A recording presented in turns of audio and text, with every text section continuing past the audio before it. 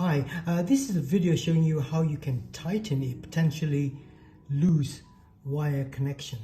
Assuming this is the blue wire you suspect that has a loose connection, the way you should remove it is to sort of pull down this sort of a blue transparent sort of sleeve, put it down like this, and using your thumb, press down this little tag over here and then remove the connector like that, you see, okay? Assuming this is a loose connection here. So using a long nail plier, using a pair of pliers like this, give the connector head a little bit of a squeeze, sort of tighten it a little,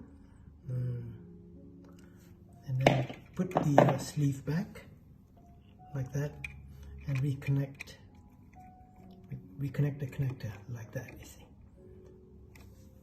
Okay.